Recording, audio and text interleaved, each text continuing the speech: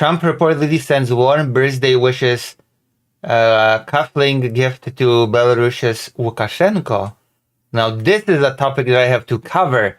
Happy birthday, Lukashenko. Oh my gosh. Why has nobody covered Lukashenko's birthday? I cannot believe that. I cannot believe that is happening. Nobody cares about Lukashenko's birthday? Wow. I'm the only political streamer that does. Happy birthday!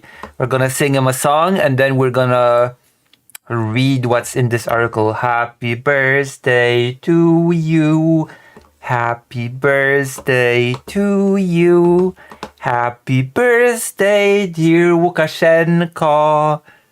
Happy birthday to you. All right, perfect. US President Donald Trump reportedly sent a letter containing birthday wishes, which of course you do, especially when it comes to violent dictatorial leaders of puppet states of Russia. That is a must. That is a thing that is required. And a gift of cufflinks to his Belarusian counterpart. Look how happy he looks. He looks so proud of himself. But he doesn't look pleased. He looks very proud of himself, but on the other hand, this photo does not present a person that is happy with their birthday gift. Look, maybe he just does not like cufflinks. Maybe he's just not a fan, because he does not seem happy about this, at least from the photo presented. And you know what they say, a picture is worth 1,000 words. So it kind of feels like maybe Trump has missed the mark with his gift. I'm just doing some political analysis of the situation. You will forgive me. I'm a political streamer.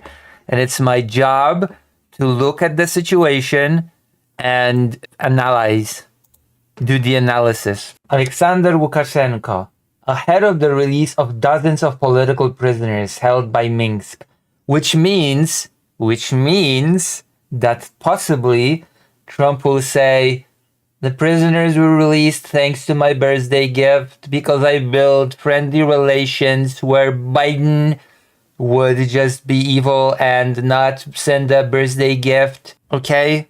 But Biden did not send the birthday. Lucy, did you watch the latest shit? I watched the Breaking Into the Corporate. That's the latest one that I've watched. All right. So yes, Biden did not send gifts or letters, okay, birthday wishes.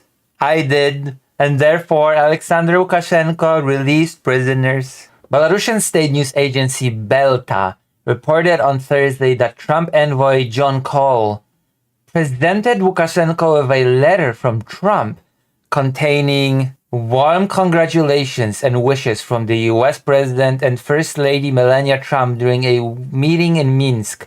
Wow. A warm wishes from Melania. Well, that means a lot. That is cool. I wish I'd received warm wishes from Melania on my birthday, but I don't have much hope for that, okay?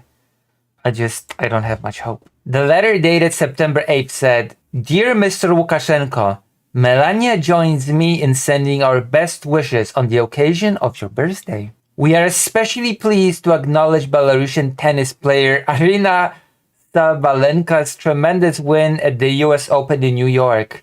She represents the very best of your country, and we know you must be proud of her accomplishments. Okay, this is a bit random. We pray for your health and well-being, as well as continued progress toward our shared goals on behalf of the United States and Belarusian peoples. Wait, hold on.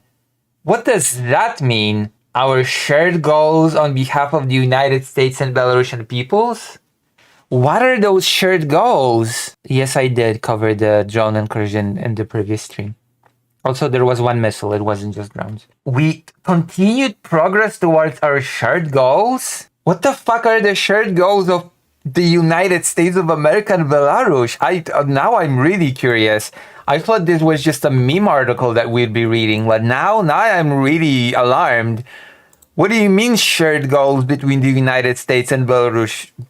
What the hell is that supposed to mean? Okay, does it have to do anything with the war? Maybe. Is that related? Attempts to normalize relations. That is very, very worrying that Trump wants to normalize relations with, the puppet state of Russia. Poland, for example, refuses to normalize relations with Belarus, just so you know. Because, that might be shared interest. That's true. So, there we go. Lukashenko was also presented with cufflinks from Trump, adorned with images of the White House, the Belarusian news agency reported. Although Trump's birthday wishes were belated, Lukashenko marked his 71st birthday on August the 30th. The gesture is a sign of the US leader's attempts to normalize relations between Washington and Minsk amid an ongoing war in Ukraine, in which Belarus is a clear ally to Russia, because of course it is an ally to Russia.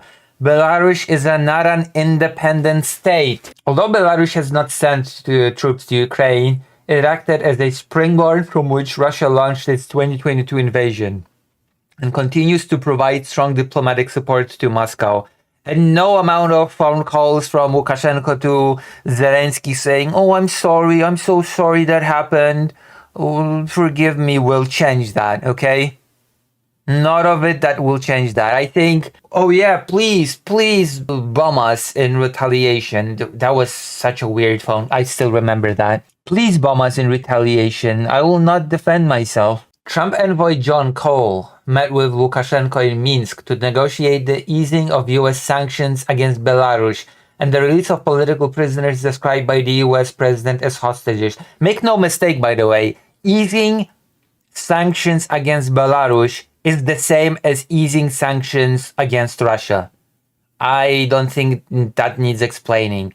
If you have the easing of sanctions against Belarus, then Russia will just start getting everything that it needs through Belarus. That is a no-brainer, okay? So technically speaking, now the US doesn't even need to lessen the sanctions on Russia directly. All it has to do is, I guess, lessen them on Belarus, and there we go. Here we go. As a result of negotiations, Washington lifted sanctions against the Belarusian airline Belavia. Belta reported. Minsk on Thursday released 52 detainees of various nationalities, including 3 Polish citizens.